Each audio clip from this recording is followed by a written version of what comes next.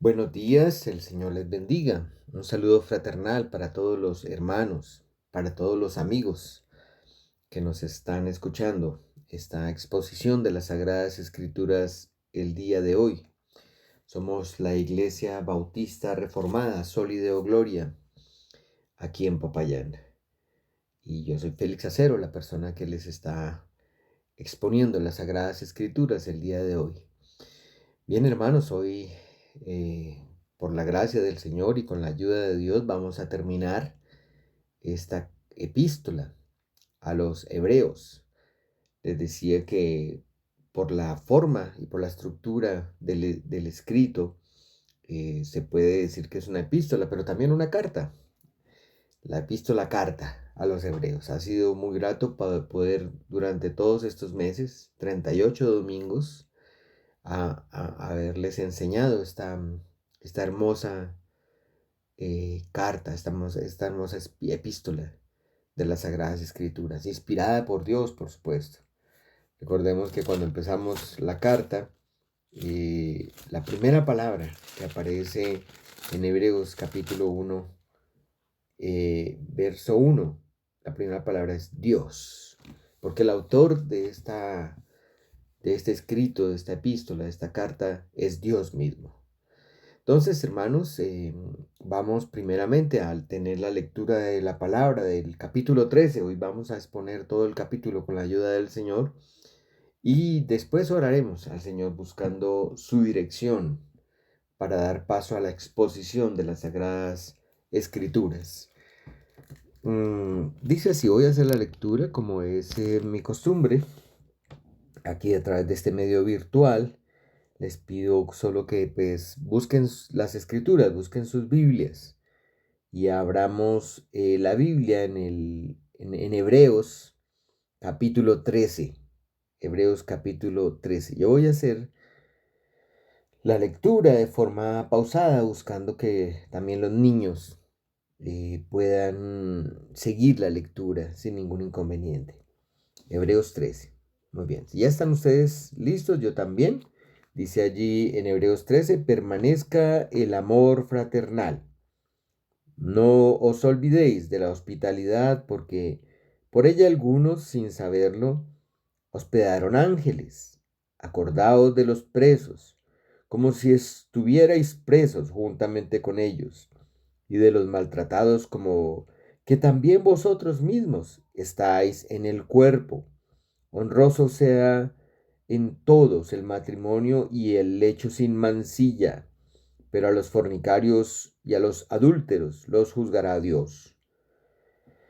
Sean vuestras costumbres sin avaricia, contentos con lo que tenéis ahora, porque Él dijo, no te desampararé ni te dejaré. De manera que podemos decir confiadamente, el Señor es mi ayudador, no temeré lo que me pueda hacer el hombre.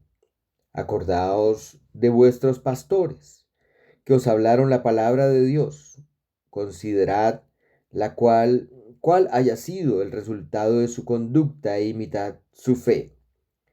Jesucristo es el mismo ayer y hoy y por los siglos. No os dejéis llevar de doctrinas diversas y extrañas, porque buena cosa es afirmar el corazón con la gracia, no con viandas, que nunca aprovechan a los que se han ocupado de ellas.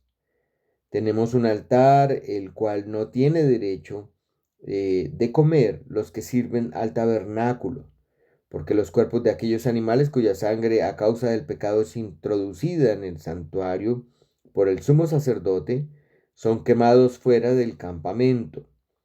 Por lo cual también Jesús, para santificar al pueblo mediante su propia sangre, padeció fuera de la puerta.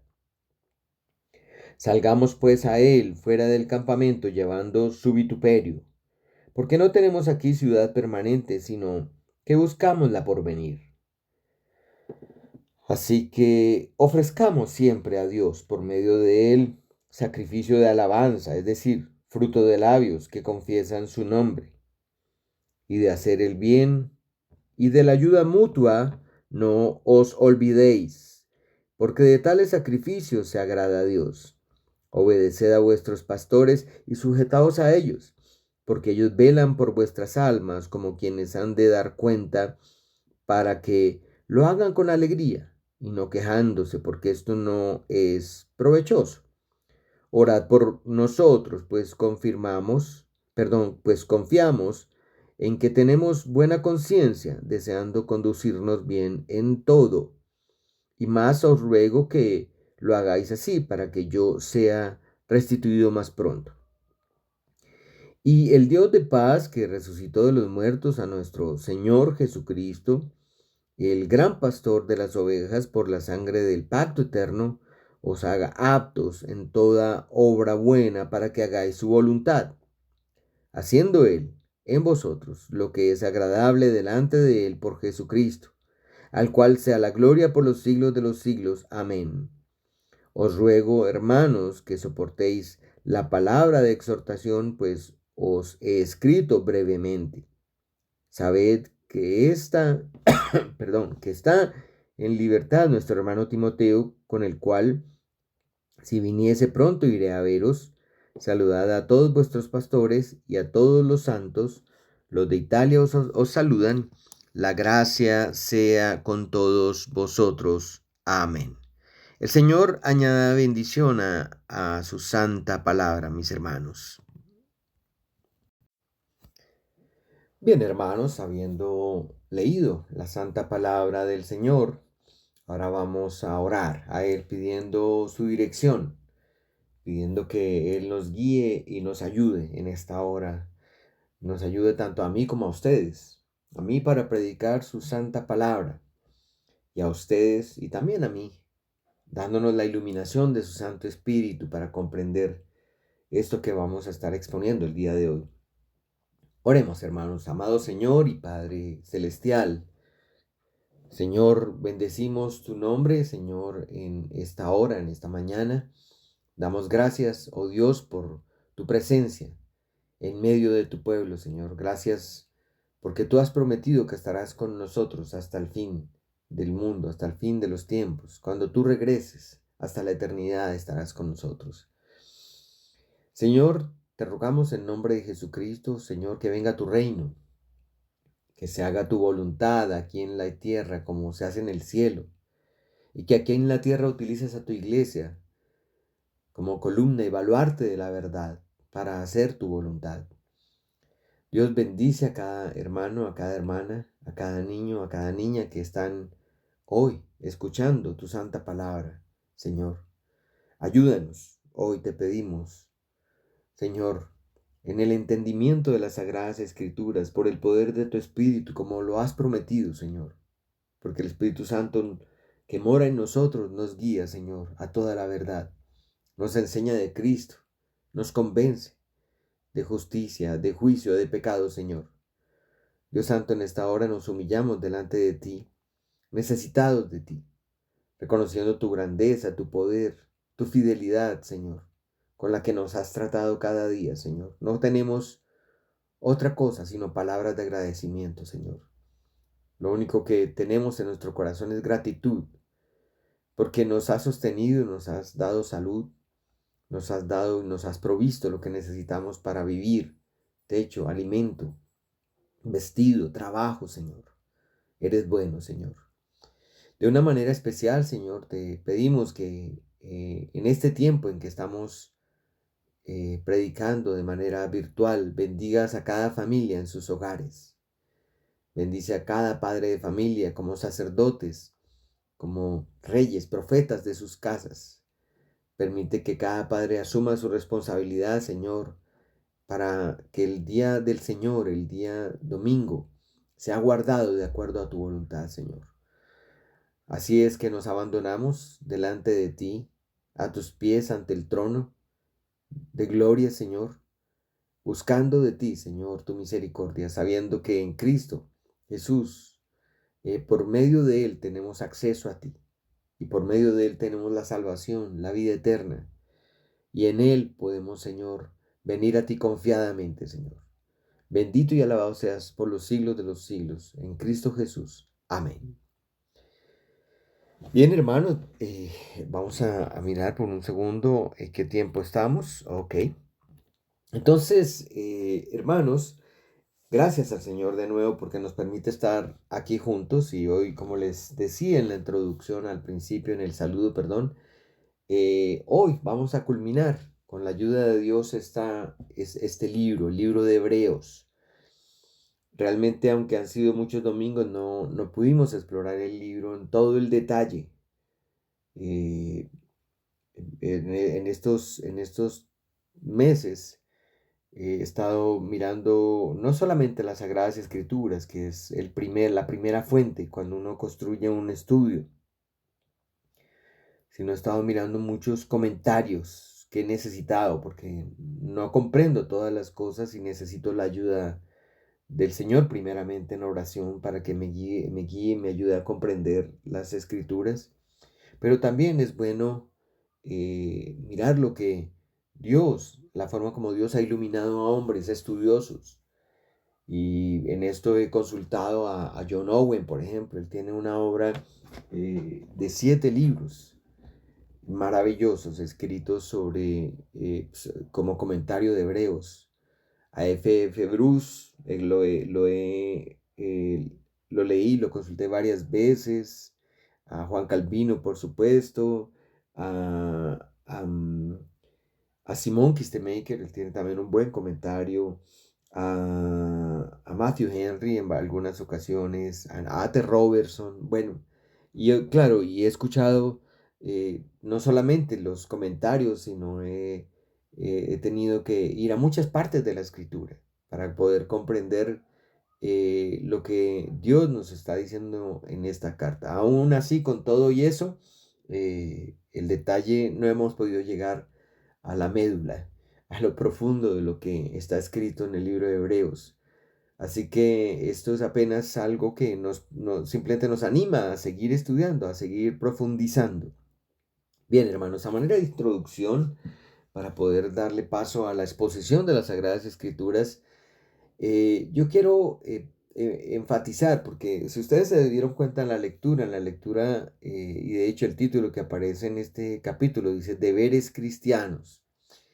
Y en la lectura pues podemos ver como al final de la carta, a manera de despedida, el autor empieza pues como a dar una serie de consejos, a animarnos como cristianos a obedecer y a vivir para la gloria de Dios. Pero yo quiero enfatizar algo antes de tomar estos temas dándole como un orden y una estructura. Nosotros sabemos, hermanos, por las Sagradas Escrituras, que los creyentes, nosotros, somos salvos solamente por gracia, por medio de la fe en Jesucristo. Eh, y una fe que también nos fue dada. Recordemos el maravilloso texto en Efesios 2, 8 y 9, que es un texto que usualmente memorizamos como creyentes, dice, porque por gracia sois salvos por medio de la fe. Y esto no de vosotros, pues es don de Dios, no por obras para que nadie se gloríe.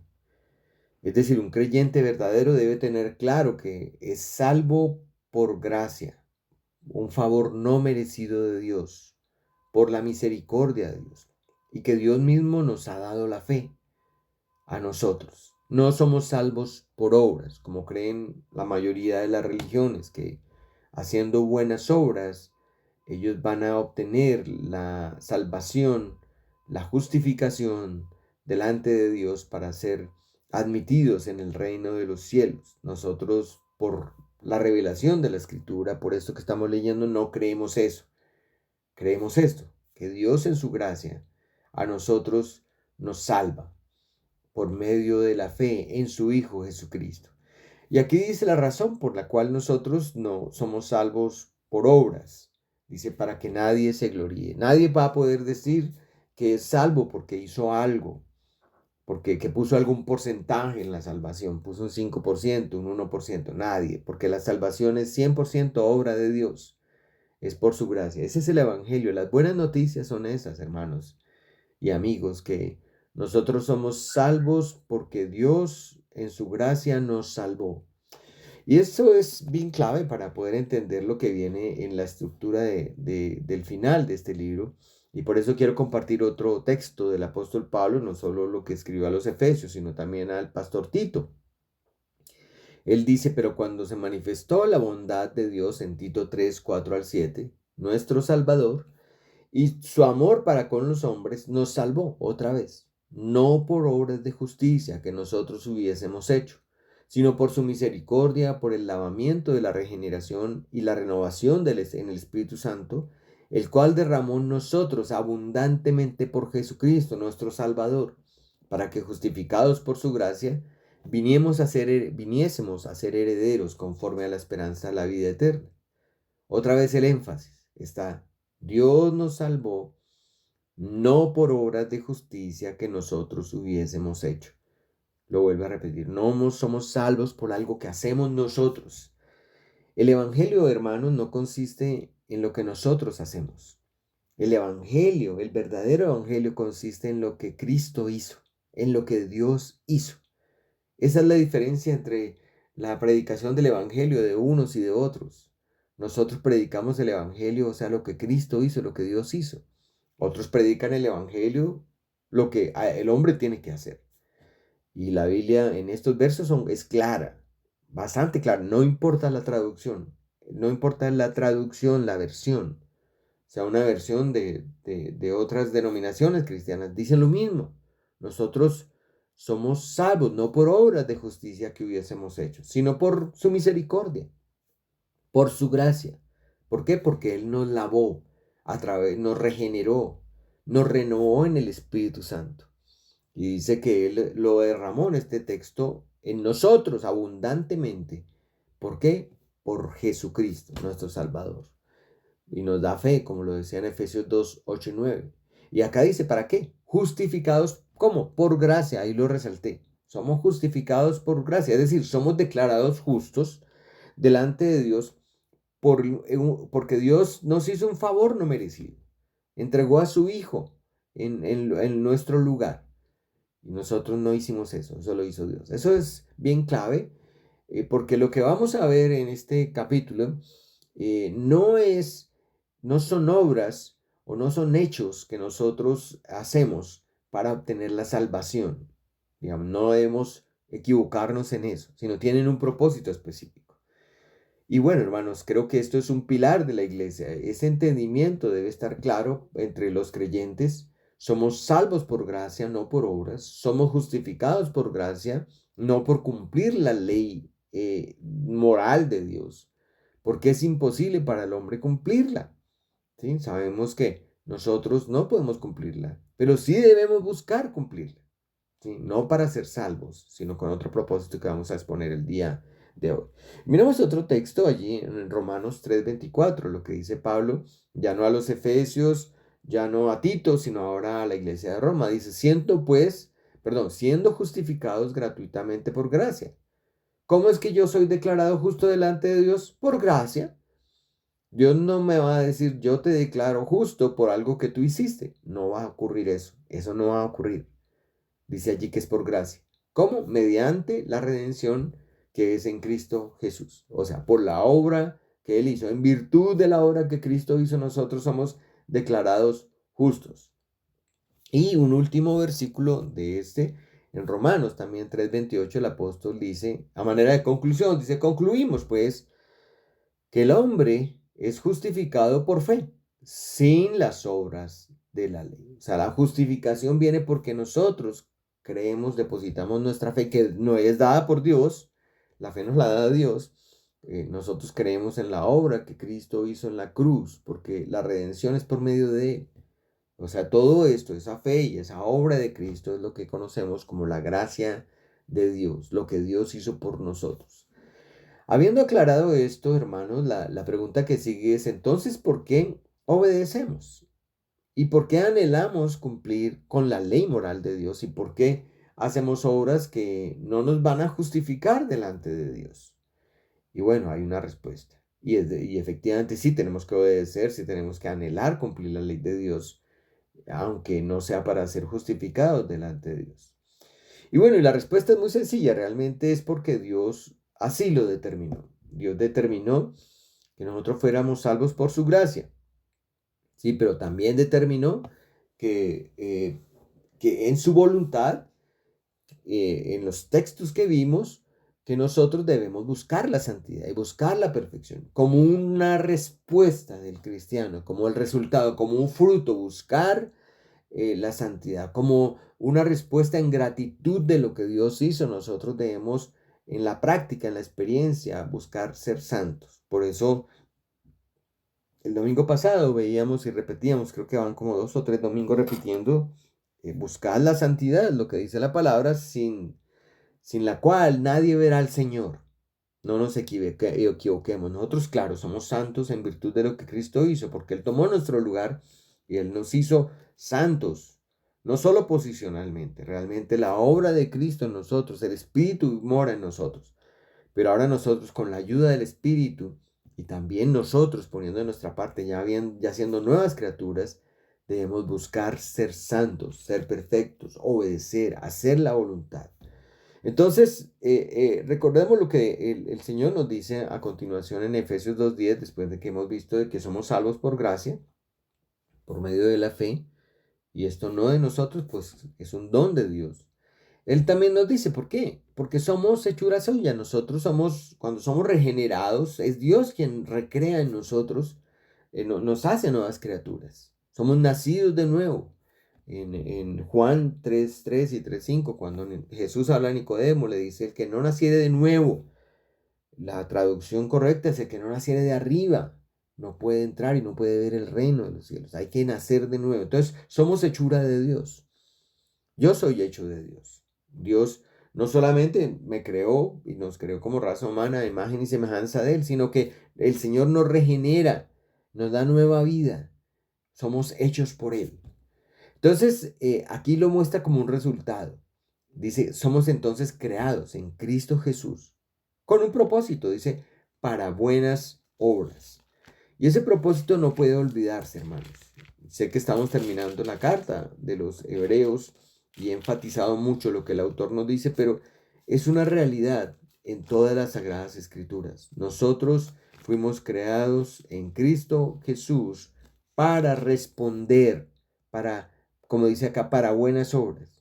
O como lo dicen en Romanos 8:29, dice, porque a los que antes conoció, también los predestinó para que fuesen hechos conforme a la imagen de su Hijo. Nosotros tenemos un propósito, llegar a ser a la imagen del Hijo. ¿Y cómo es el Hijo? Justo y santo, bueno, misericordioso. Entonces nosotros fuimos creados con ese propósito. Ahora, esas no son cualquier obra, hermanos. Esas son obras, son frutos y el fruto del Espíritu. Por eso dice aquí, las cuales Dios preparó de antemano. Esas obras en las que andamos como cristianos, dice, para que anduviésemos en ellas. Todas esas obras, eso que debemos hacer para Dios, Dios lo preparó y nosotros debemos hacerlo y andar nuestra vida cristiana en esas obras. Entonces, esto es importante, hermanos, esto entra dentro del contexto de lo que nos va a hablar el autor en esta epístola. No hemos todavía empezado, esto es una introducción. Esta epístola o carta a los hebreos, ya finalizando su escrito en este capítulo. Y aquí empezamos a mirar el texto del capítulo 13. No vamos a empezar específicamente con el verso 1, empezamos con el verso 15 a propósito. Porque me parece que el verso 15 es como el eje del capítulo, le da un énfasis claro a todo lo demás. Y dice así el texto, dice, así que, y cuando dice así que, recuerden que el autor realmente viene como concluyendo algo que venía hablando. ¿Y de qué viene hablando? De todos estos deberes cristianos. Dice, así que ofrezcamos siempre a Dios por medio del sacrificio de alabanza, es decir, fruto de labios que confiesan su nombre. Entonces, necesariamente, hermanos, el autor, Dios, y el autor humano, que fue inspirado por Dios, nos habla de algo que nosotros los cristianos hacemos. Ya siendo cristianos, ya habiendo nacido de nuevo, ya habiéndonos arrepentido, ya habiendo recibido la fe del Señor y teniendo fe en Jesucristo para ser salvos, ya viviendo bajo el señorío de nuestro Señor y Salvador Jesucristo. El autor dice en este verso 15 que siempre, si bien la palabra dice, siempre ofrezcamos a Dios por medio de Cristo sacrificios de alabanza.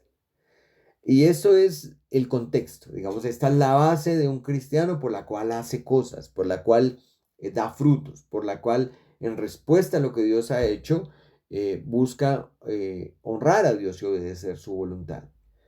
Esto es bien importante porque yo les he enfatizado que no debemos confundirnos con este tema de la alabanza a Dios. Para muchos alabar a Dios es solamente cantar. Y realmente en la Biblia alabar a Dios tiene que buscarse desde el punto de vista de todo lo que agrada a Dios, todo lo que ofrecemos a Dios y que Dios se siente agradado, ¿sí? Por eso en Efesios 5:10 aprendíamos que debemos comprobar lo que es agradable al Señor. Entonces, todo lo que es agradable al Señor es un sacrificio de alabanza a Él, luego estamos alabándolo con eso. Entonces, lo que vamos a mirar no solo es cantar, nosotros agradamos al Señor yendo a la iglesia, nosotros adoramos al Señor leyendo la palabra, nosotros adoramos al Señor escuchando el mensaje, la exposición de la palabra, nosotros alabamos al Señor haciendo nuestro devocional personal y varias cosas que vamos a mirar hoy que nos ayudan mucho a responder a la pregunta, yo estoy adorando realmente al Señor en espíritu y en verdad, como dice la palabra, que Él busca adoradores que le adoran en espíritu y en verdad. Lo estoy adorando y es la idea del día de hoy. Sabemos que con el sacrificio de nuestro Señor Jesucristo, que fue hecho una vez y para siempre, ya no es necesario ofrecer sacrificios a Dios, porque este versículo 15 nos dice que nosotros ofrezcamos a Dios sacrificio de alabanza. Pero claro, habíamos estudiado en el libro de Hebreos que ya Cristo había hecho, nuestro Señor Jesucristo ya había hecho un solo sacrificio que fue hecho una vez y para siempre. No es necesario repetir el sacrificio de Cristo. Bueno, nosotros no estamos repitiendo el sacrificio de Cristo. O sea, aquí está hablando no de lo que Cristo hizo en la cruz, y está hablando tampoco de que nosotros tenemos que hacer obras para ser salvos, que ya creo que lo dejé claro, sino está hablando de que nosotros en nuestra vida cristiana debemos continuamente, siempre, ofrecer a Dios a través de Cristo sacrificio de alabanza. Y esto es lo que vamos a explicar a continuación. Entonces, es importante esto porque a veces se piensa, no, ya Jesucristo hizo un único sacrificio una vez y para siempre, ya no es necesario que los cristianos hagan sacrificios. Nos hacemos la pregunta, ¿y significa esto entonces que los creyentes ya no tenemos nada que ofrecer a Dios? Y la respuesta es no, no es así. Lo que nos dice el autor es que sí ofrezcamos sacrificios de alabanza a Dios, pero estos deben ser por medio del Hijo, por medio de Cristo. Ofrecemos por medio de Cristo sacrificios de alabanza, de agradecimiento a Dios. Mire, nuestra vida entera, por ejemplo, como cristianos, debe ser un canto de alabanza expresando a Dios en hechos reales y palabras, a través de una vida dedicada, a través de una vida de obediencia continua a Dios, expresándole nuestro amor, expresándole nuestra gratitud a Dios. ¿Por qué? Por medio de su Hijo. No hay otra forma de que lo que hagamos sea acepto a Dios si no es a través de su Hijo, porque a través de Él canalizamos. Él ofreció el sacrificio una vez y para siempre, pero todo lo que hagamos nosotros para que sea acepto delante de Dios tiene que ser a través de su Hijo. Y miren lo que dice Pedro, complementando esto en primera de Pedro 2:5, él dice, vosotros también. Y él nos llama de un nombre muy bonito, dice como piedras vivas, porque él está hablando de un edificio, ¿no? Allí en primera de Pedro. ¿Recuerdan cuando predicamos primera de Pedro toda esta carta del apóstol Pedro, la primera carta de él? Nosotros veíamos cómo él nos enseña que nosotros somos un edificio, una casa espiritual, y cada uno somos piedritas, somos esas bloques que conformamos ese edificio. Y él dice, mire, nosotros somos esas piedras, somos los que edificamos esa casa espiritual. Y nos llama de un nombre especial, nos dice somos sacerdotes, sacerdocio santo. Recuerden lo que hacía un sacerdote. Eh, eh, el sacerdote ofrecía sacrificios a Dios. Claro, el sumo sacerdote una vez al año, en el día de la expiación, ofrecía sacrificios a Dios, pero todo esto prefiguraba, eran sombras, como lo aprendimos, del único sacrificio, todo suficiente, irrepetible, de Cristo en la cruz del Calvario. Ahora Él nos compara, Pedro aquí, y nos dice, ustedes también son sacerdotes. ¿Por qué? Porque ahora ustedes van a ofrecer sacrificios espirituales aceptables a Dios por medio de Jesucristo, dice allí. Es decir, nosotros seguimos ofreciéndose que sacrificios, ya no para ser salvos, ya no que sacrificios que reemplacen el sacrificio de Cristo. Tampoco ofrecemos el sacrificio de Cristo porque eso fue una vez y para siempre y es perfecto y es irrepetible. Estos son las obras, son las acciones, son la respuesta del creyente que ofrecemos a Dios y los llamamos sacrificios espirituales, ¿sí? Aquí los llama así el apóstol Pedro y el autor de Hebreo los llama sacrificios de alabanza a Dios y lo hacemos otra vez, aquí el énfasis, a través de Jesucristo. Que si ofrecemos estos sacrificios espirituales que son aceptables a Dios, la razón es porque, y la razón por la que Él los acepta, es porque han sido por medio de su Hijo, del Hijo de Dios, por medio de Jesucristo. ¿Por qué? Porque Jesucristo es el único mediador, el único camino al Padre. No podemos creer que podemos ofrecer sacrificios, hacer cosas para honrar a Dios, actos, pensamientos, una vida completa. No podemos dedicarla a Dios si no es a través de su Hijo. Tiene que ser a través de su Hijo o Dios, si no es a través del Hijo, a través de Jesús, obviamente no va a ser acepto a Dios. ¿Por qué? Porque nosotros, la única forma como Dios nos ve santos es a través de su Hijo. La única forma en que somos justificados es a través de su Hijo. Somos declarados justos en virtud de la obra de Cristo.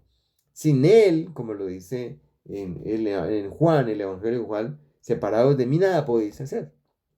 No hay forma que nosotros hagamos algo que sea acepto a Dios si estamos separados de Cristo. Por eso, cuando las iglesias se olvidan de Cristo, de predicar a Cristo en sus sermones, cuando las iglesias no son cristocéntricas, porque ya el centro de sus predicaciones no es Cristo, sino es otra cosa, es el hombre, es las necesidades del hombre, es el potencial humano, es el desarrollo del hombre en todas sus facultades y ya no es Cristo, entonces ya es otro evangelio.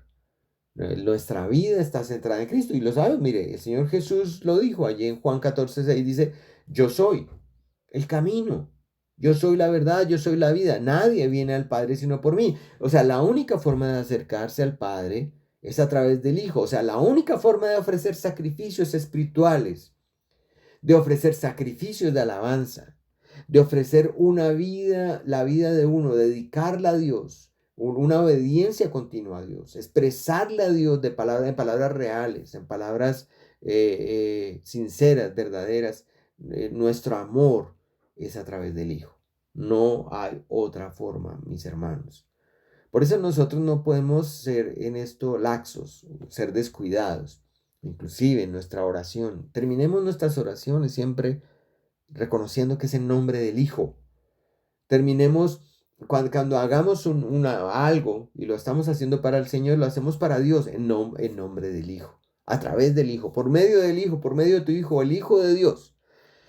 Es fundamental esto en nuestra vida cristiana. Y mire, el autor de Romanos, el apóstol Pablo, lo repite en Romanos 12. Él dice allí en Romanos 12, así que, hermanos, os ruego por las misericordias de Dios, lo dice, que presentéis vuestros cuerpos, dice, en sacrificio vivo, santo, agradable a Dios, que es vuestro culto racional. Es decir, que el creyente ofrezca sacrificios, aquí lo llama sacrificio vivo. El apóstol eh, Pedro lo llama sacrificios espirituales. El autor de Hebreo lo llama sacrificios de alabanza. Hay que ofrecer, y aquí dice, presenta el sacrificio vivo vuestro cuerpo, pero él dice las características, debe ser santo, debe ser agradable a Dios y debe hacerse, o sea, debe ser vivo, santo y agradable a Dios. Y ese es el culto racional, esa es, digamos, la forma racional, es razonable, la forma razonable como nosotros debemos adorar a Dios. Mire, y aquí cuerpos claramente, y lo expliqué cuando prediqué el libro de Romanos y cuando lo prediqué el libro el primero de Pedro, cuerpos se refiere a la totalidad de lo que nos compone, no es un tema físico, no es con los dedos, con las uñas, no es un tema físico. No solamente físico, o sea, también incluye nuestro cuerpo físico, pero incluye más que eso, incluye nuestra personalidad, incluye todo lo que somos. Por eso nosotros debemos presentar nuestros cuerpos en sacrificio vivo, no un sacrificio muerto, sino y santo, o sea, que sea separado para Dios, que sea agradable a Dios. Entonces Pablo dice que ese sacrificio debe ser así. Características, ¿por qué vivo? Porque debe proceder de una vida que ha sido dada a nosotros. ¿Y quién nos dio vida? Que nos dio vida el Padre en Cristo. En su Hijo tenemos vida. El sacrificio debe ser santo. ¿Por qué? Porque debe haber sido producto de la obra e influencia del Espíritu Santo en nuestras vidas. El sacrificio debe ser agradable, es decir, debimos nosotros comprobar previamente que eso agradaba al Señor. ¿Y cómo yo compruebo que algo agrada al Señor? Porque yo leo las escrituras, porque yo miro en su revelación qué es lo que le agrada, porque Él nos dice que le agrada. Él no lo dice. Él nos dice qué debemos hacer y qué no debemos hacer. En eso no tenemos que improvisar. Entonces, cuando uno es un atento lector y es un estudiante disciplinado de la palabra de Dios, va a comprobar, como dice Efesios 5:10, comprobando lo que es agradable al Señor. No es cualquier sacrificio, es como Él quiere que sea, de acuerdo con su buena voluntad, que es agradable y perfecta. Y debe ser, como les decía, en forma de culto, es decir, nuestro culto, es decir, todo lo que se hace en una actitud de adoración a Dios, con una consagración total al corazón, de mente, una consagración de voluntad, una consagración de nuestros hechos, todo lo que somos, todo lo que poseemos, es la forma razonable, es la forma como debe ser. Digamos que a eso se refiere con culto racional. Entonces, aquí, volviendo otra vez al texto con el que estamos empezando, que es el texto, el verso 15 del capítulo 13, el autor dice, ofrezcamos siempre a Dios.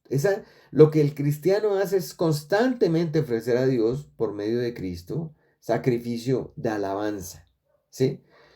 Así que en este capítulo 13, él nos enfatiza esas obras que el creyente ofrece a Dios y es lo que vamos a estar mirando una a una y yo creo que cuando las esté mencionando, ojalá ustedes la pongan en este contexto que estoy dando, estos sacrificios de alabanza, estos sacrificios espirituales, estos sacrificios vivos, santos, agradables al Señor, estas obras para las que fuimos renacidos, preparadas de antemano por Dios para que anduviésemos en ella. Entonces, por eso el título del mensaje de hoy.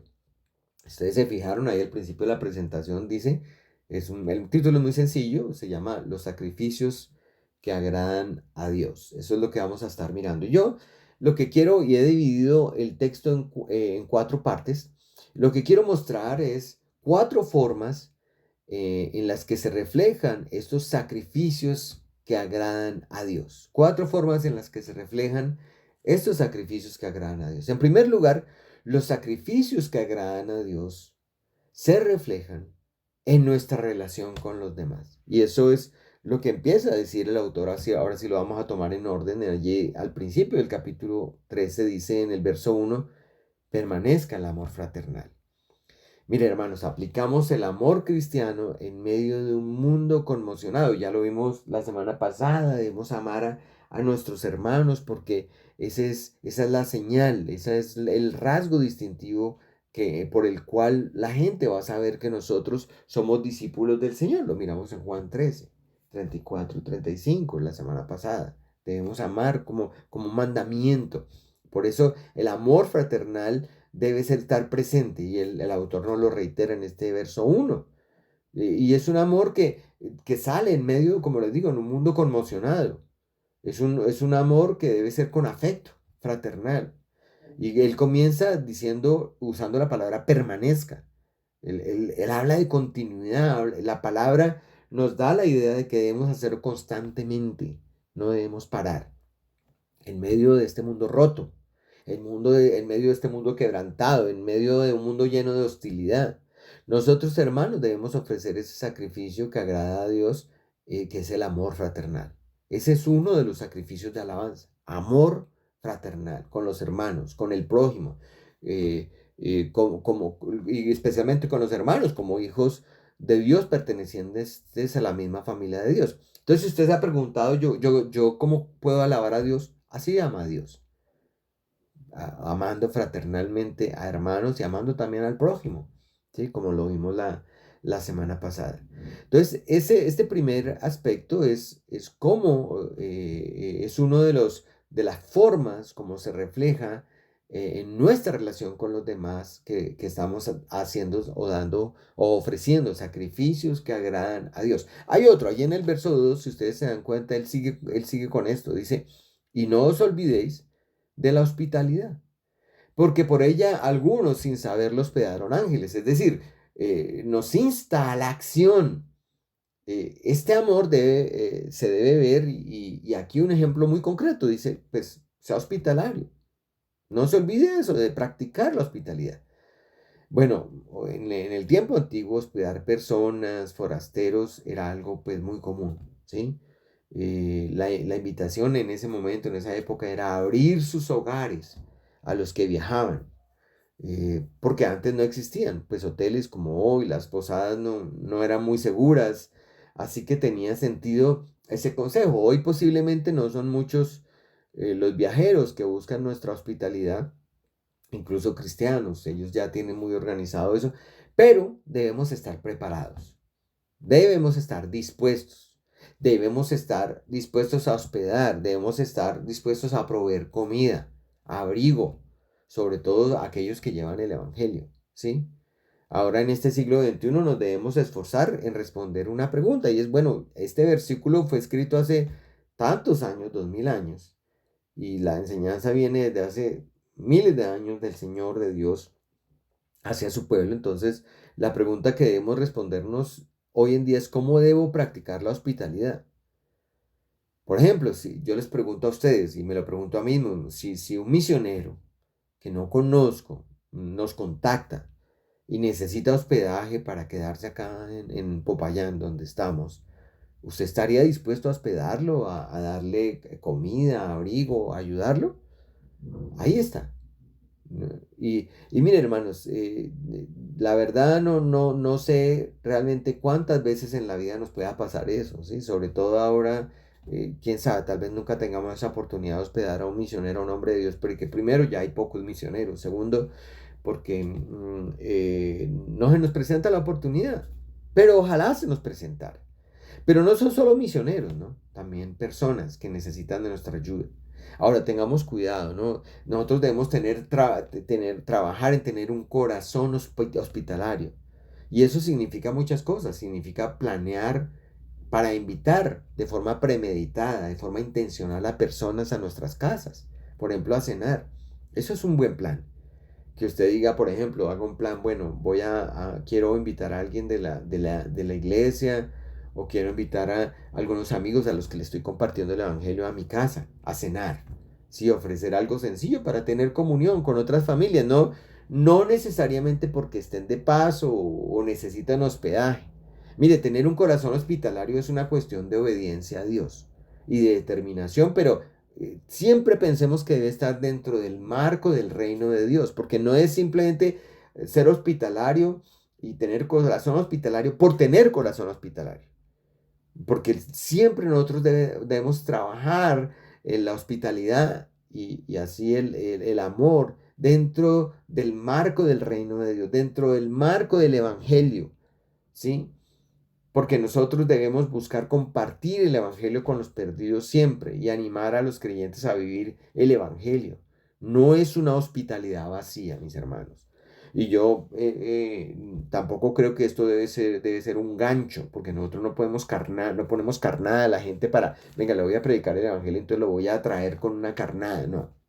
Realmente el corazón hospitalario debe ser sincero. Debemos prepararnos y hacerlo con amor, pero siempre para mostrar el carácter de Dios en nuestras vidas, para que otros puedan ver a Jesús. ¿Ok?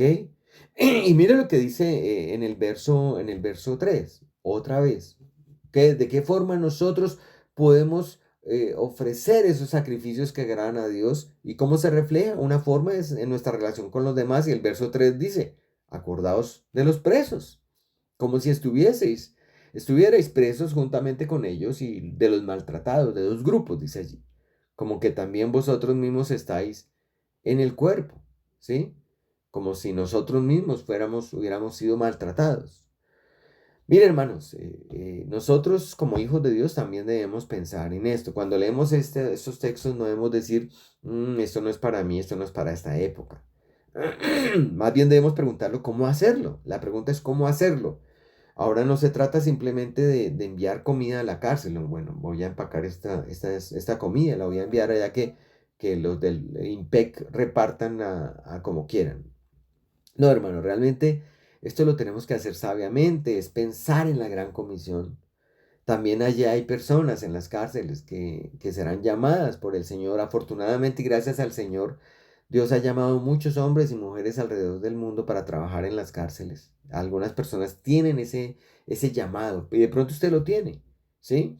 Y usted quiere ir a la cárcel, quiere ejercer la caridad y la misericordia, pero como les digo, como lo menciona, tienen que hacerlo dentro del contexto del reino, del evangelio, del mandato de Dios. Porque yo les digo una cosa, hermano, dar pan al hambriento y negarle el evangelio es un acto carente de gracia. Es un acto carente de misericordia. Como yo le lleno el estómago y no le doy lo más importante, le niego lo más importante que es el evangelio de Cristo. ¿Cómo le niego las palabras de vida? ¿Cómo le niego a él para que él pueda creer y arrepentirse? Entonces, bueno, ahí es donde debemos preguntarnos cómo hacerlo, cómo yo puedo acercarme a los presos, cómo puedo acercarme a aquellos que son maltratados. Hay personas que sufren persecución, son golpeados. Bueno, como le digo, en el contexto que estábamos, de pronto no era como en el primer siglo, que eso era muy evidente. Pero podemos preguntar, ¿hay cárceles en nuestra ciudad? ¿Dónde quedan? De pronto un día pasar cerca de ellas. ¿Es posible acercarme a las cárceles? ¿Cómo hacerlo? Sí, no, eso no lo hacemos a la loca. Oramos al Señor, le pedimos que nos guíe, nos muestre de qué manera nosotros podemos llevar el Evangelio y ayudar también a tener misericordia para las personas que están en las cárceles. Recuerden que no es algo vacío, tenemos que hacerlo en un contexto del Evangelio. Y también el autor continúa, otra vez mostrándonos aquí que los sacrificios que agradan a Dios se reflejan en nuestra relación con los demás y ahora en el verso 4 nos habla del matrimonio, que es la relación de la pareja, ¿sí? Dice, honroso sea en todos el matrimonio y el lecho sin mancilla, pero a los fornicarios y a los adúlteros juzgará Dios. Ahora el autor se está enfocando en el matrimonio, relación de pareja, y ahí están incluidos todos los que nos rodean, los hijos y toda nuestra familia. Dice que ese matrimonio debe ser honroso, debe ser de acuerdo al modelo establecido por Dios, manteniendo, mire, esa santidad en la vida matrimonial. Pues mire, el matrimonio, hermanos y hermanas, es un regalo de Dios que recibimos de Dios. Por eso nosotros debemos amar ese regalo, debemos cuidarlo, debemos estar trabajando para honrar a Dios a través del matrimonio. Por eso es que Dios hace un énfasis acá, dice, sea honroso. Debemos honrar el matrimonio, no deshonrarlo, honrarlo. ¿Cuándo deshonramos nuestro matrimonio? Cuando hablamos mal del matrimonio, por ejemplo. Cuando nosotros estamos diciendo, ay, le decimos a las personas, uy, no, no se casen, uy, no, no, no, no, no, no vaya a hacer esa locura. Claro, nosotros debemos aconsejar a otros para que lo hagan el matrimonio, lo tengan el matrimonio dentro de los parámetros de Dios, para que se casen, un creyente se case con una mujer creyente, o viceversa, una mujer creyente busque un creyente, no en yugo desigual. Debemos decirles de ojalá reciban una preparación prematrimonial. Eso es importante, que veamos siempre honroso el matrimonio, que no se vea como una carga, que no se vea como, ay, sí, me tocó, sí, es un mal necesario, como dicen algunos. Eso es una forma de deshonrar el matrimonio. Realmente el matrimonio es algo que Dios nos ha dado y debemos darle honra. Y ahí dice el lecho sin mancilla. ¿Y a qué se refiere eso? Él lo aclara al final del versículo cuando habla del lecho sin mancilla y hace referencia, perdón, mis hermanos, a que nosotros debemos mantener el lecho conyugal, debe ser mantenido puro, es decir, ninguno de los dos debe cometer adulterio o inmoralidad sexual, ¿sí? No, no debe haber ese tipo de cosas. Sí, porque él lo dice, porque ¿qué pasará? Aquellos que son fornicarios, es decir, aquellas personas que son infieles a su esposo o a su esposa en pensamiento o en obra, sí, porque en el Sermón del Monte el Señor nos dice que no, uno adultera no solamente con el acto de adulterio, sino también con la mente, con desear a una persona porque es diferente a la esposa o a la esposa. Entonces, el Señor dice sin mancilla, el matrimonio debe ser honroso, debe ser mantenido puro. El matrimonio es sagrado, no debemos profanarlo con el pecado. Entonces, el adulterio es pecado. La inmoralidad sexual también es pecado. Muchos quieren llevar el mundo, la sexualidad del mundo la quieren llevar a sus hogares, la quieren llevar a su matrimonio.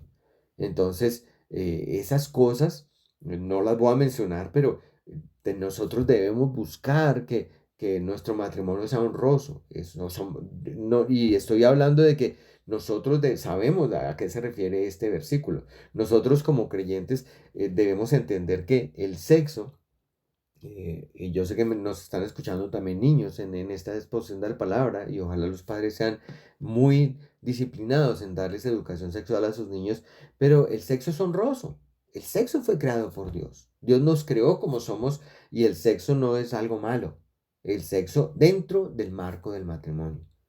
El sexo fuera del matrimonio es deshonroso, deshonra a Dios, es pecado. Entonces, cuando él habla de eso, de mantener puro, es decir, el sexo se debe mantener dentro de la relación matrimonial, ¿sí? Cuando hablamos de inmoralidad sexual, estamos hablando de traer, de salir de ese marco que Dios nos ha dado y practicarlo afuera, en mente, en acto, y también traer prácticas que el mundo hace a nuestra relación matrimonial que Dios tampoco ha establecido. La vida sexual de los matrimonios de los creyentes debe ser pura, alejada del adulterio, alejada de la inmoralidad sexual, que es la fornicación. Y esto yo quiero y lo he enfatizado siempre, hermanos. Cuando usted se casó con su esposa, hermano, cuando usted le dijo sí a su esposa en el altar, perdóneme, usted le dijo no a todas las demás mujeres de por vida. Y usted debe respetar eso. Igual forma, cuando una mujer, usted hermana, le dijo sí a su esposo en el altar, usted allí le dijo no a todos los hombres de por vida. Y cuando digo que usted le dijo no a todas las mujeres, hombre, y cuando le dijo no a todos los hombres, mujer, lo que estoy diciendo es que usted le dijo no en pensamiento, en obra, en acción. O sea, usted se aparta, o sea, nada. ¿Sí? En todo esto, a sus ojos, usted debe hacer un compromiso con sus ojos, con sus pensamientos, con sus oídos, con su corazón, como Job lo enseña en Job 31, que él hizo un pacto con sus ojos para nunca ver una mujer virgen y codiciarla. Entonces esto es tarea que nos está poniendo el autor. ¿Y esto qué es? Esto es lo que venimos hablando, es la forma como nosotros ofrecemos sacrificios a Dios que agradan a Dios, si se refleja en esto, se refleja en un matrimonio, en ver el matrimonio como honroso. Y bueno, aquí nos saltamos hasta el verso 16 porque en el verso 16 sigue hablando de también de qué manera con los demás, ¿sí? A través de ese reflejo de nuestra relación con los demás, de cómo ofrecemos sacrificios, se ve esto. Mire, el verso 16 dice, y de hacer el bien, nos insta a hacer el bien y a ayudar la ayuda mutua. Dice, no se olviden de esto. No se olviden de hacer el bien. Si usted quiere adorar a Dios, haga el bien. Ayude a otros. Dice, ¿por qué? Ahí lo dice el verso 16. Porque tales sacrificios se agrada a Dios. ¿Sí? Debemos aprender a compartir con otros lo que tenemos. No tenemos que acaparar, compartamos lo que tenemos. Y, y esto dice el autor, agrada a Dios. Si usted se pregunta, ¿qué le agrada a Dios? Ahí está una respuesta, mi hermanos. A Dios le agrada que compartamos. Debemos cuidar de los necesitados de nuestra iglesia, hermanos, de los pobres, del prójimo. A mí me gusta mucho cuando implementamos el maná. Muchos hermanos dispusieron su corazón, llevaban mercados y libremente nosotros le decíamos a los hermanos, pueden llevar a su casa lo que necesiten. Y nosotros veíamos que eso quedaba desocupado. Porque nosotros en nuestra iglesia hay personas necesitadas, hay personas pobres, hay prójimo. Entonces, Dios permita que nosotros podamos ayudar, y no solo a los de la iglesia, ¿sí? También al prójimo, personas que lo necesitan y nosotros debemos hacerlo en el orden en el que se presente, como en que se presente la oportunidad, ¿sí? Entonces, bueno, aquí viene la pregunta, ¿conoces a algún hermano o hermana necesitado en la iglesia? Ora al Señor y pídele al Señor sabiduría de cómo puedes ayudarlo. Estos son sacrificios de alabanza a Dios. Es la forma como nosotros alabamos a Dios. Ahora tengamos cuidado como siempre. Todo esto se debe hacer dentro del marco del reino, dentro del marco del Evangelio, la oferta gratuita del Evangelio. Porque de nada sirve que nosotros pongamos comida en la mesa de una persona necesitada si no le damos lo más importante, hermanos. Si le negamos el Evangelio. Dios demandará de nosotros y nos juzgará porque no le predicamos el Evangelio a las personas con las que tuvimos acceso. Entonces no es simplemente dar de manera descerebrada comida y dinero, ¿no? Porque muchos calman sus conciencias en un semáforo simplemente sacando y dando un billete de 2.000 o 5.000. Ah, ¿cómo hago el bien? Y realmente eso no es hacer el bien. Usted ni siquiera sabe si está haciendo el bien. No sabe si esa persona que está recibiendo eso está utilizando eso para su mal, para drogas o niños que están siendo abusados y están siendo esclavizados. Usted no lo sabe. No limpie su conciencia de esa manera. ¿Sí? Y lo mismo pasa en las iglesias. En las iglesias donde yo he escuchado mucha gente que da sus ofrendas y los que creen en el diezmo dan sus diezmos en las iglesias ellos ven con sus ojos como los pastores o los apóstoles que se llaman, sobre todo en estas iglesias características, por eso se hacen ricos, ¿no? Y ellos enseñan que es que eso, precisamente eso es la bendición de Dios, y invitan a la gente a sembrar, invitan a la gente a dar su dinero, a probar a Dios, y usan el texto de Malaquías, y es que si usted trae el dinero aquí al alfolí, Dios va a abrir las puertas de los cielos y lo va a bendecir. Bueno, una manipulación. Y la gente simplemente dice, mire, yo cumplo con dar. Allá es lo que haga con el dinero. Y me parece que eso es una forma irresponsable de creer que usted está haciendo un acto de misericordia, un sacrificio que agrada a Dios. Ese sacrificio no agrada a Dios. Que usted dé sabiendo que está alimentando la avaricia y la codicia de un hombre o de una mujer que está parada en el púlpito pidiéndole dinero a la gente, prometiéndole que Dios les va a dar riqueza. No, mire, yo pienso que la forma de acabar con eso es que, y ojalá usted sea una voz que repita esto, la forma de acabar con esto es que nosotros digamos a otros, deje de dar en esas iglesias donde lo único que está alimentando es la avaricia de hombres y mujeres que se enriquecen, que muestran su suntuosidad, su riqueza y su poder para que otros sientan codicia y para que con palabras les digan que ellos también pueden tener la misma riqueza porque Dios es un Dios que nos da todas las riquezas. Miren, no hagan eso, no hagan eso. En la iglesia hay que ofrendar, por supuesto, pero tiene que ser en el marco del Evangelio, entendiendo que uno está ofrendando para la gloria de Dios, pero para extender el Evangelio, que está ofrendando y está sosteniendo a los pastores porque ellos, como ahora lo veremos, velan por las almas de los creyentes, ellos predican el Evangelio de verdad. Estamos dando porque la iglesia requiere para sostenerse esos recursos. Y por eso es que la palabra nos enseña. Primeramente usted tiene que darse al Señor y después dar ofrendas. Si usted no se da al Señor primeramente, ¿para qué da ofrendas? Eso es una hipocresía. Tiene que entregarse usted al Señor, porque sus ofrendas no es usted entregándose, sus ofrendas es dinero llegando al alfolí. Usted tiene que darse al Señor primero y entender que si un día pone una ofrenda al Señor, es porque usted maduró, porque creció y está entendiendo que esa ofrenda la está dando, comprendiendo y siendo responsable porque sabe que ese dinero se va a usar para la gloria de Dios. Pero no entregarlo y como muchos lo hacen. No, yo ofrendo y yo he escuchado sus testimonios reales. Yo doy y dan mucho, ¿no?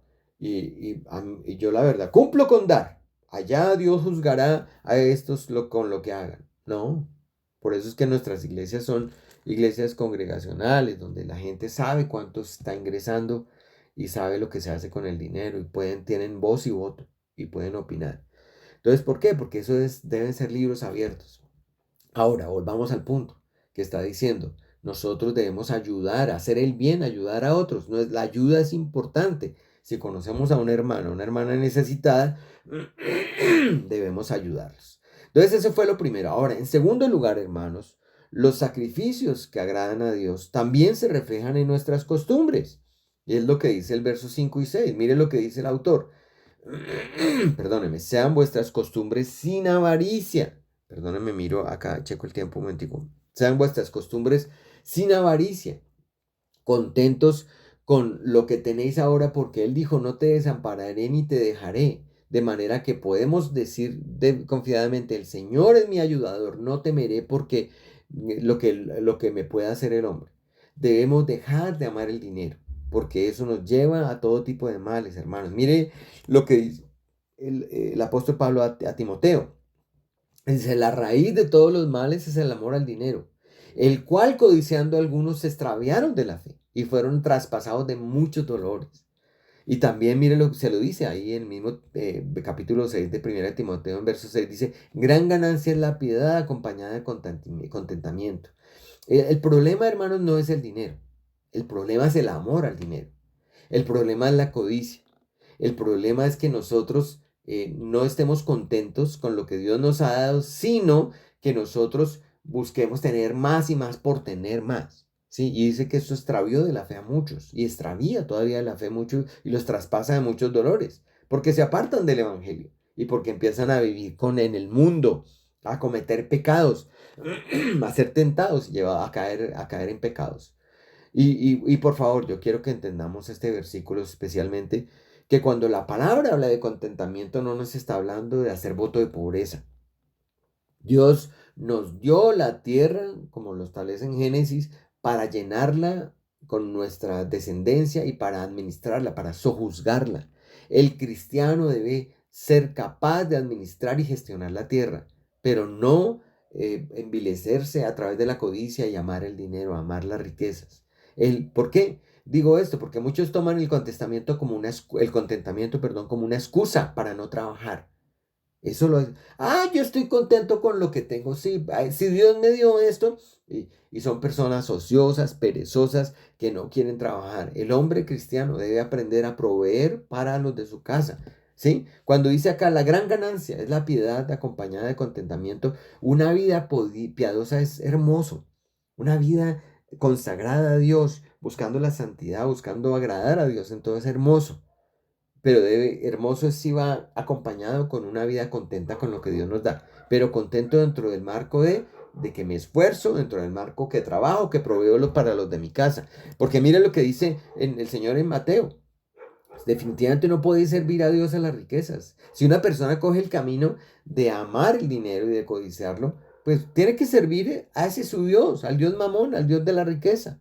Y entonces va a ser muy difícil que sirva al Dios de las Escrituras. ¿Por qué? Porque esa persona va a ser extraviado de la fe. Y también mire lo que dice en 1 Timoteo 5:8.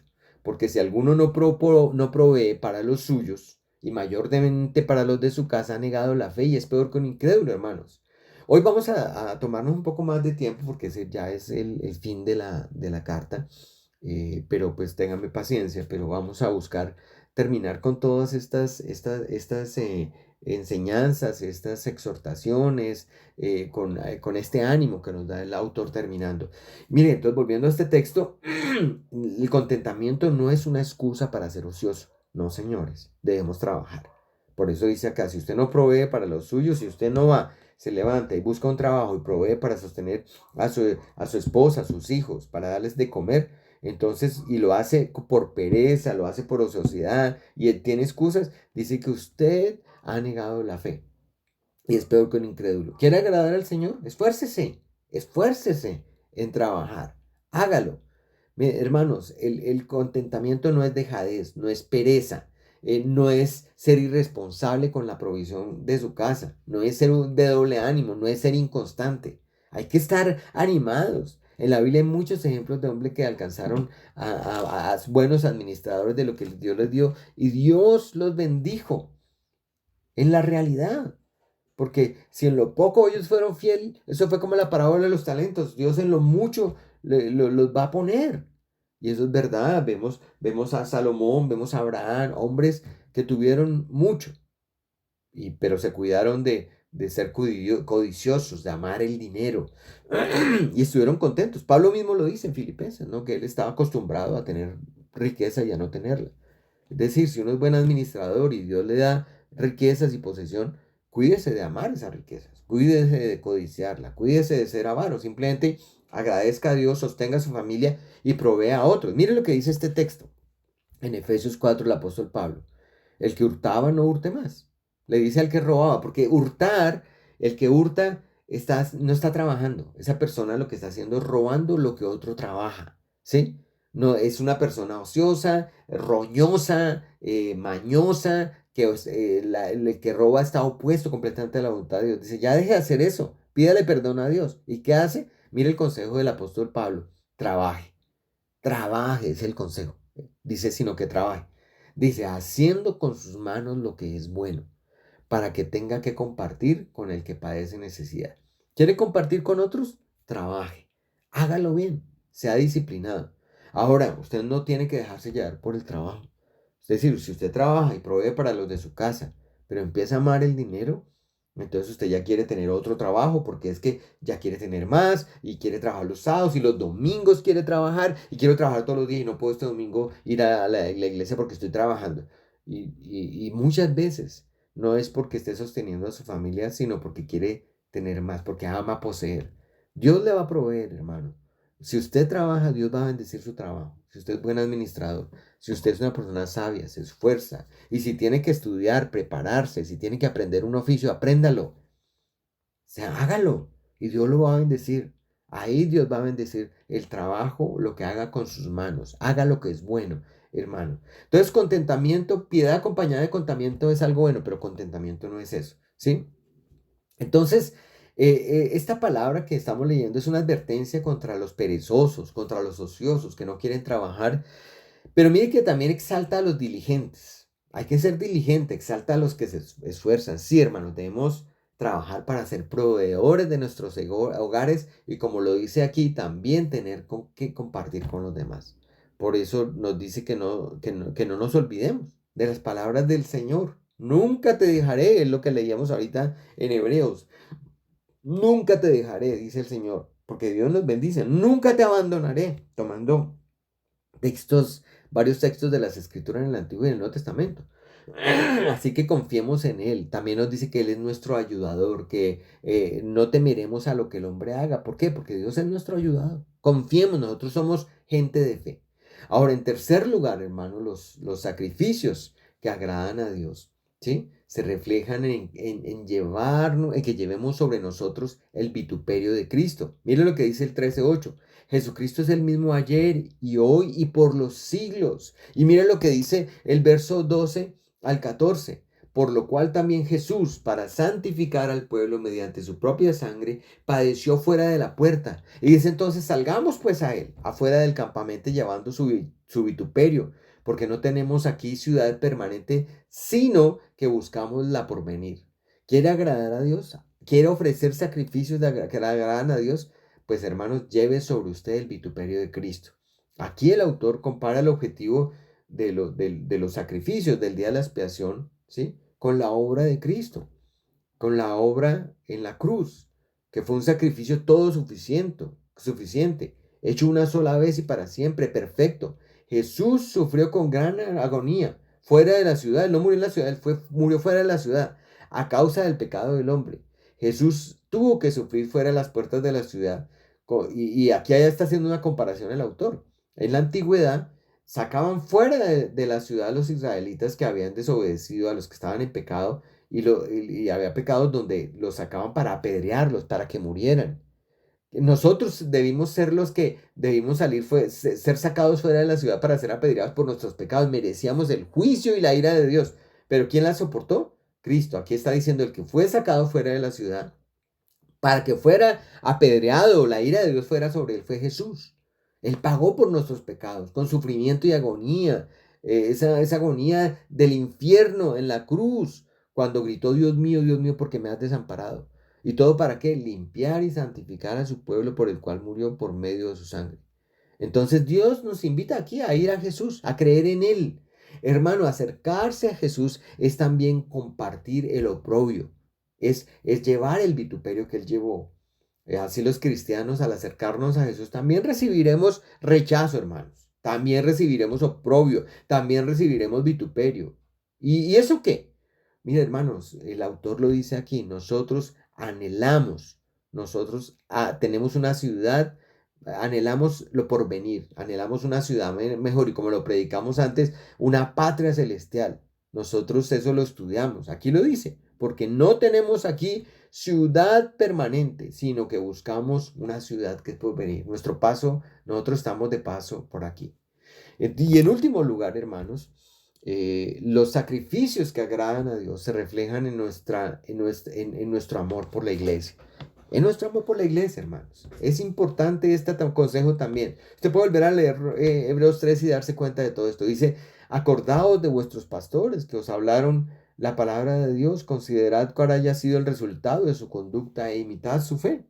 Claro, hay pastores que ya no están con nosotros, no murieron. Yo recuerdo varios, el pastor Ruperto Vélez, el pastor Jorge Zamora, que pues que ya no están, el pastor Carlos Hudson, que estoy hablando de pastores en mi vida. A todos ellos los recuerdo con cariño, porque son pastores que se fueron y me hablaron la palabra de Dios. Y ahora yo recuerdo mucho el resultado de su conducta y yo he buscado imitar su fe. Y hay otros pastores que recuerdo que ya no son mis pastores, pues porque ya no estoy con ellos, pero fueron mis pastores. Yo busco imitar su fe, el pastor Eugenio Lain, el pastor Antonio, todos mis pastores de la iglesia en Bogotá, los amo en el Señor y yo busco siempre me acuerdo de ellos. Y aquí lo dice el autor, dice, acuérdense ustedes también de esos hombres que le hablaron la palabra de Dios, que siempre le han hablado la palabra de Dios, ¿no? De los buenos pastores. Consideren que hayan el resultado de sus conductas, imiten la fe de ellos, ¿sí? Y aquí nos exhorta, en el verso 17 dice, entonces, hermanos, obedezcan a vuestros pastores. Y aquí habla de los que, bajo los que estamos actualmente sometidos, obedezcamos a nuestros pastores, sujetémonos a ellos. Yo todas las veces que estuve en la iglesia local, siempre me obedecí, me sujeté a lo que los pastores me decían, porque yo sabía, como dice acá, que ellos velan por nuestras almas, porque ellos van a tener que dar cuenta. Y ellos, claro, al obedecer y al sujetarme, ellos, la forma en que van a tratar conmigo va a ser con más alegría. Ya no se van a quejar, este hermano es tan difícil, ¿sí? Sino que realmente lo van a hacer para la gloria de Dios. Yo no, digamos, si el pastor te da consejos, si el pastor te muestra en la palabra cómo debes vivir, de qué manera te debes comportar, obedécelo. Si el pastor te da instrucciones bíblicas sobre cosas que estás haciendo y son pecaminosas y te estás diciendo que te apartes de eso, obedécelo, sujétate al pastor. Inicialmente, él nos pedía que nos acordáramos de nuestros pastores pasados, pero ahora nos habla de aquellos que nos están enseñando hoy, mírelo por lo bonito, dice que ellos velan por nuestras almas, ¿sí? Nos invita a eso, a que nosotros seamos obedientes, ¿sí?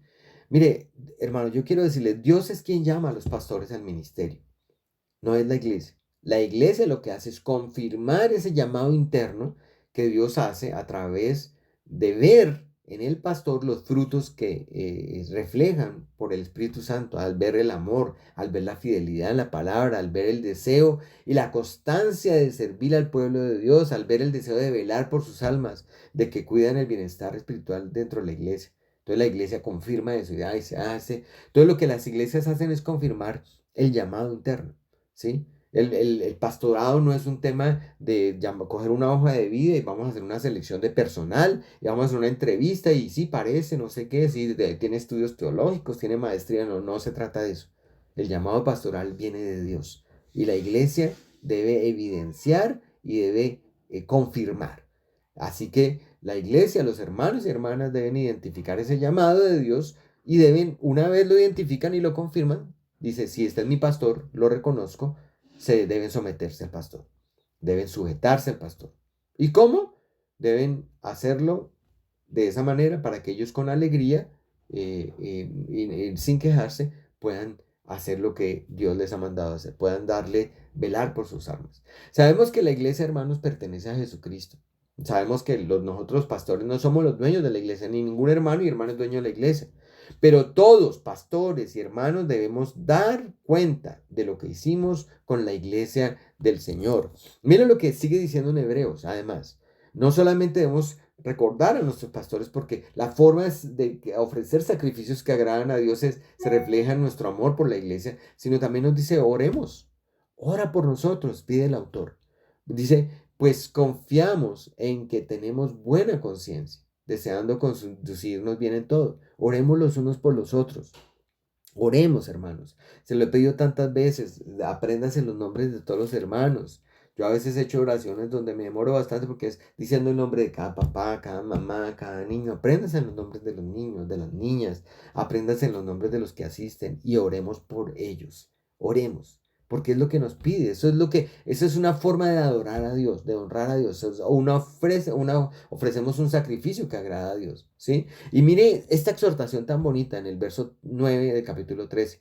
No os dejéis llevar de doctrinas diversas y extrañas. ¿De qué forma yo puedo honrar a Dios? No se deje llevar, hermano, por doctrinas extrañas que están por fuera de la palabra, por doctrinas diversas que no tienen nada que ver con lo que el Señor dice. Hoy en día en el mundo hay cualquier cantidad de doctrinas erradas, malas, extrañas. No se deje llevar por eso, sino busque que estudiar la palabra, busque aprender de aquellos que enseñan bien, de aquellos que aman la palabra y quieren enseñarla con fidelidad bíblicamente. No se deje llevar, hermanos. Esa es la forma también de ofrecer sacrificios que agradan al Señor. Y bueno, y vamos al verso 15 allí en Hebreos que dice, así que ofrezcamos siempre a Dios por medio de él sacrificio de alabanza, es decir, frutos de labios que confiesan su nombre, hermanos. Una forma de un sacrificio de alabanza que dice que es confesar el nombre de Dios, confesarlo. Y esto viene de un texto en Oseas, donde dice, llevad con vosotros palabra de súplica y volved a Jehová y decirle, quita toda iniquidad y acepta el bien y te ofreceremos la ofrenda de nuestros labios. Mire, de nuestros labios, la confesión de su nombre es una ofrenda a Dios, mis hermanos. Por eso es que en Mateo el Señor lo advierte, en Mateo 10, 32 y 33 dice, a cualquiera pues que me confiese delante de los hombres, yo también le confesaré delante de mi Padre que está en los cielos. Y cualquiera que me niegue delante de los hombres, también le negaré delante de mi Padre que está en los cielos. Hermano, usted debe confesar constantemente a Jesús. Debe hablar de Jesús, debe confesar el nombre de Jesús, debe decirle a las señores, a las personas, a hombres, mujeres, que usted es creyente, que usted ama al Señor Jesús, que la vida suya ha sido transformada por la obra de Cristo en la cruz del Calvario.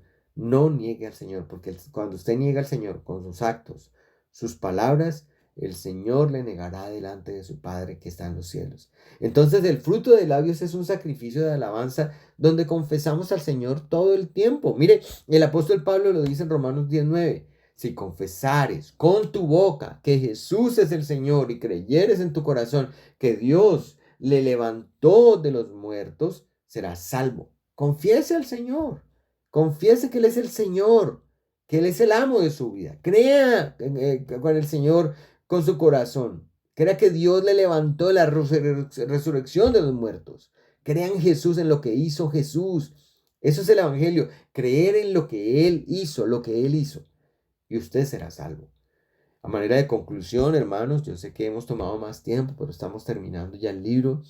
El autor dice en el verso 20, y el Dios de paz, ¿sí?, que resucitó de los muertos a nuestro Señor Jesucristo, el gran pastor de las ovejas, por la sangre del pacto eterno, dice, os haga aptos en toda obra buena para que hagáis su voluntad, haciendo él en vosotros lo que es agradable delante de él por Jesucristo, al cual sea la gloria por los siglos de los siglos. Amén. Y esto es bien hermoso, hermanos, porque lo que nos dice el autor al final es, mire, usted no está solo.